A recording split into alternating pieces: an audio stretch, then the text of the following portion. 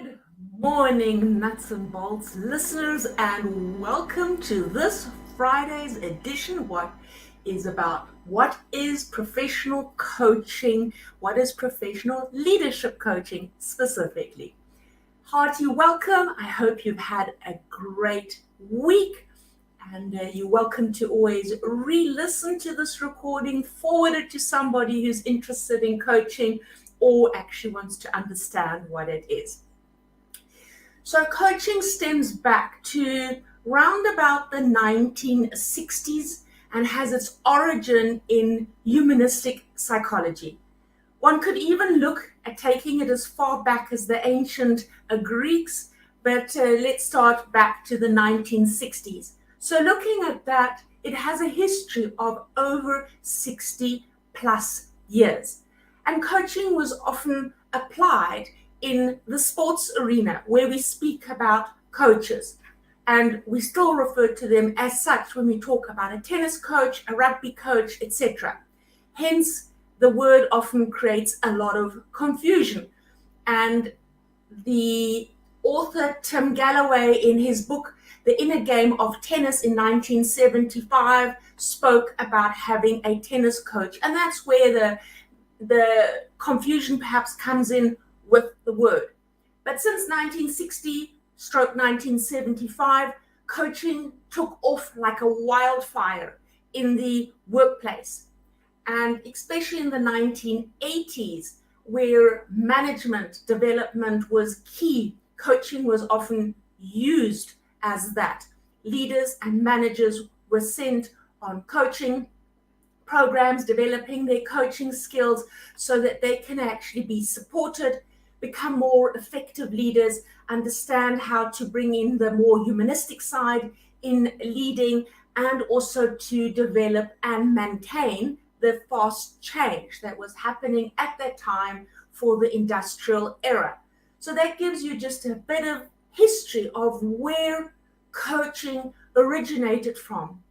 So let's fast forward to the last 20, 25 years, where coaching has evolved even more and is now no longer just available to the executives or the C-suite in an organization, but has really managed to filter down to middle management, normal and employees within the organization, just really every level of the organization. But what is coaching? We keep on talking about it. What is it? Again, there are so many various definitions about coaching. You can get very academic definitions, you can get very loose definitions, but to be honest, just to keep it very simple for us, coaching is really about taking an individual's potential to enhance it and grow it so that they can be the best version that they wish to be. So it has a very future-orientated focus, and it really helps the coachee, the client, to move from where they are now to where they wish to move to. Hence, it's very solution-focused and also future-focused. So that is coaching. And if you Google it, as I say, you'll get multiple definitions. Some are very complex and others not, but I'm trying to keep it as simple as I possibly can for you. Then the next question is, what is professional coaching? So why do we differentiate between coaching and really professional coaching? And the big difference perhaps is that, as you can see, coaching has quite a history from 1960. In the last few years, we have had many individuals undergo coach training. And that can vary from a couple of days to a weekend to really a long program that they've undergone. And there are currently 3 worldwide coaching bodies or international bodies where professional coaches then become part of.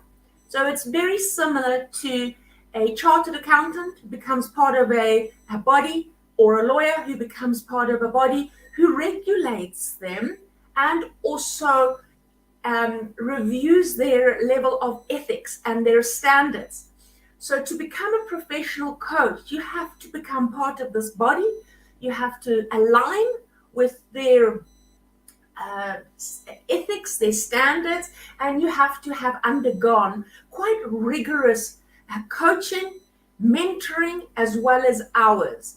And the reason they do it is that there is a big responsibility on the coach to really navigate the client's journey, because a coach can also do a lot of damage in their coaching relationships if they are not trained adequately. And hence the coaches who have undergone this rigorous training and belong to these coaching bodies really classify themselves as professional coaches. And they get a license number, and they literally get an accreditation and are credentialed.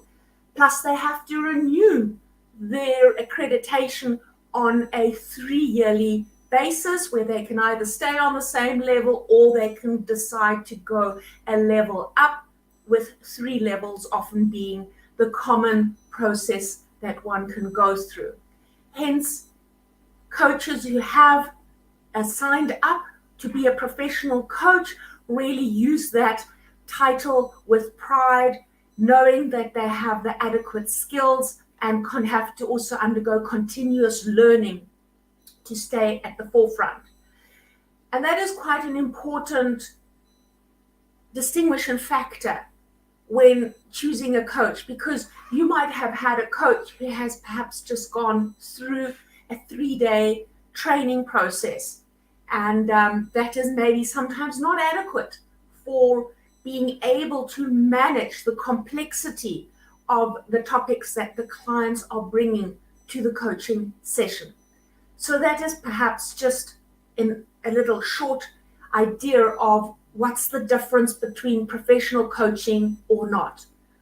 If you are opting to engage with a coach, that is always a question to perhaps ask your coach. Where did they obtain their training from? And how often do they pursue continuous education?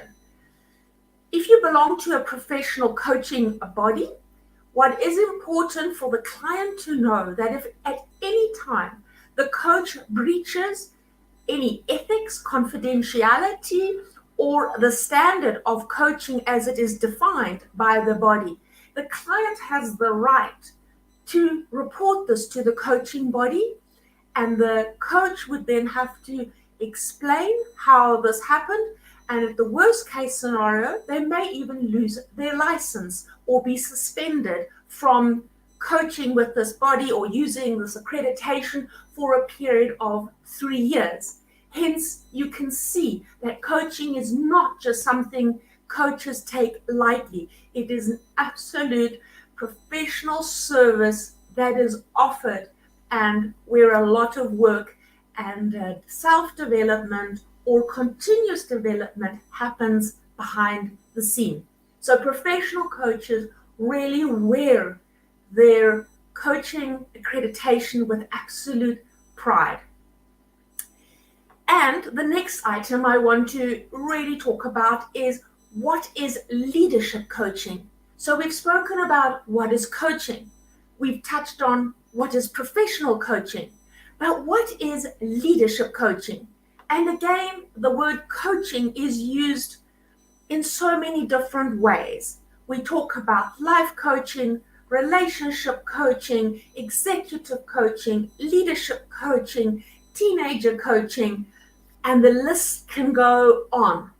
So the word leadership, or whatever domain it is, really just gives you an identification of what the area of expertise or focus is that the coach has specialized in. It's their niche.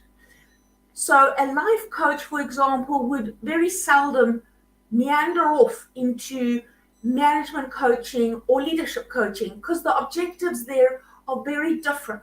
The focus will be a lot on work-related topics, where a life coach will work a lot on personal coaching and topics, be that relationships, discovering your meaning and purpose in life, in those areas.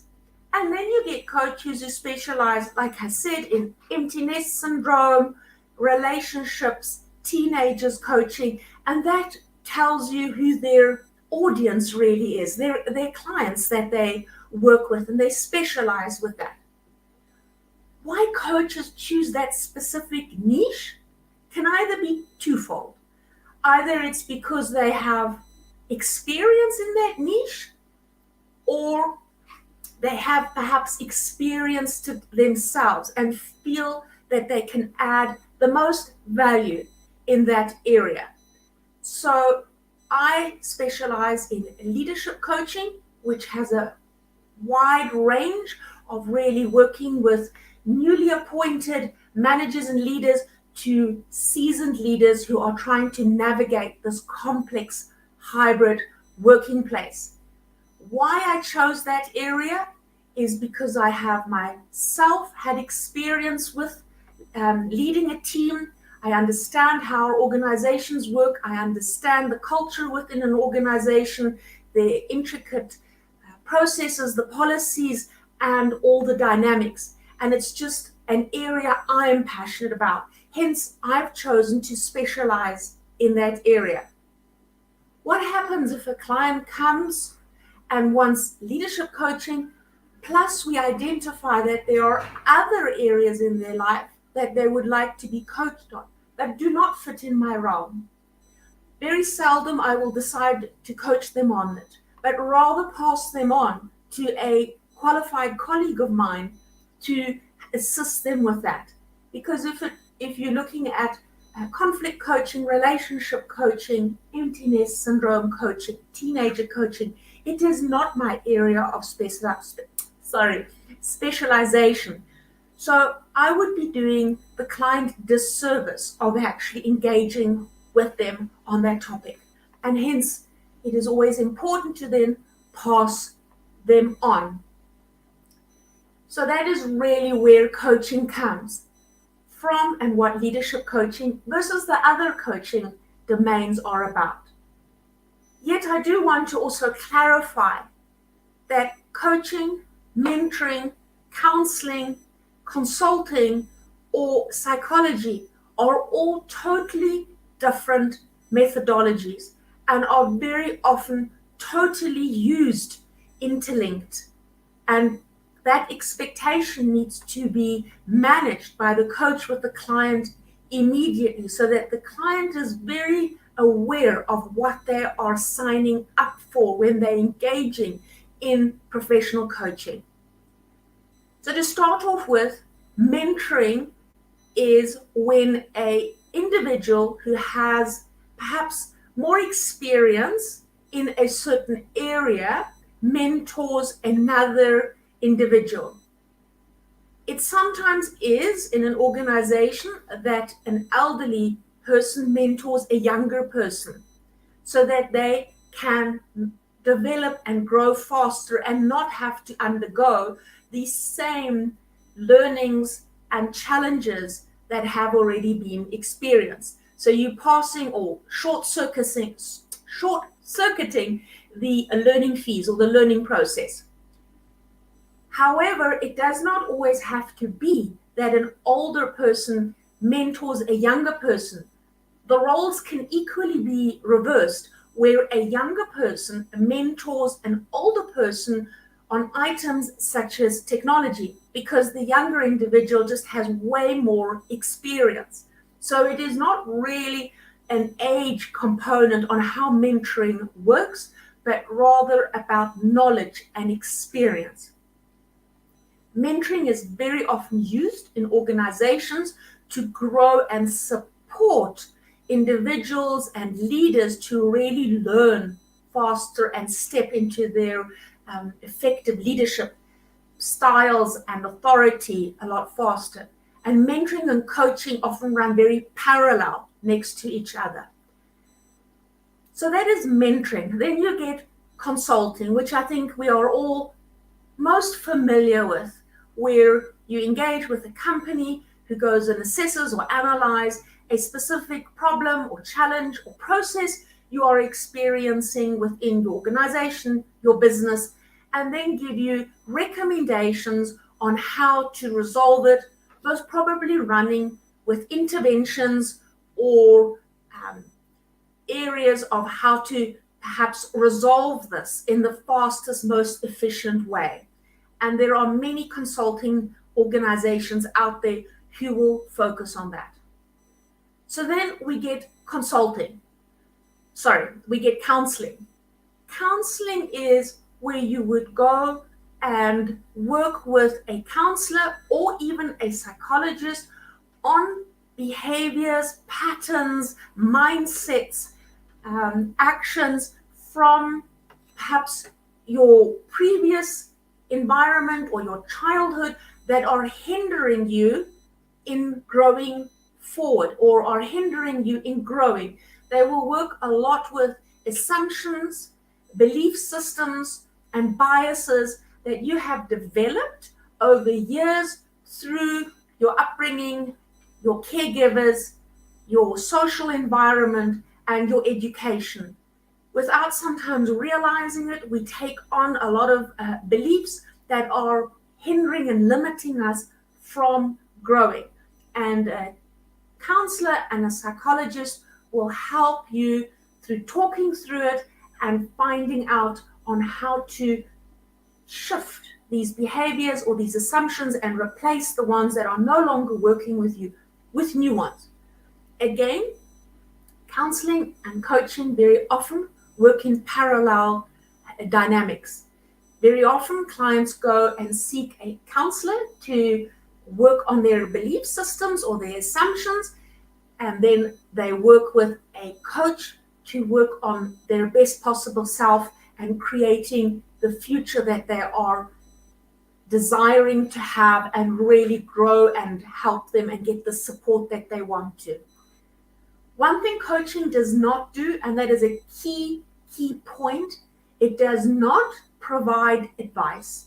Where mentoring, counseling, the psychologist, or consulting all provide advice to the client. The reason the coach does not do this is because they want to empower the client to find their own solution within themselves. Because if you find your own solution, you are intrinsically motivated and you will be engaged to achieve it. We all know how it feels like when somebody tells you how to do it or how to fix something. The question is, how often have you heeded that advice? Very seldom. Or you've tried it, but you didn't continue with that momentum. So in coaching, you do a lot of exploration to try and help the client to find their own authentic solution. And the key word here is authentic, because every individual has the resources inside of them to find a solution to what they are challenged with. But it needs to be tailor-made to their personality, their value systems, and their strengths.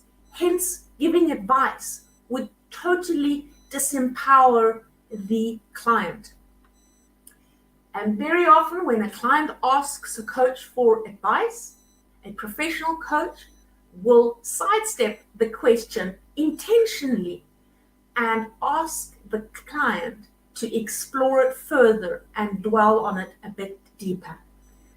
So, ladies and gentlemen, I hope that was helpful for you today to understand what professional coaching is, and in particular, what leadership coaching is. And next week, we will start to explore a bit more further what are the benefits of coaching, what are regular topics of coaching, and what to look out for when selecting a coach. Please continue to follow us, and if you want to be notified of further live streams that we have, stay connected with us on Facebook or LinkedIn. So on that note, I'm wishing you all a wonderful Friday. Stay well, stay healthy, and stay blessed. Goodbye.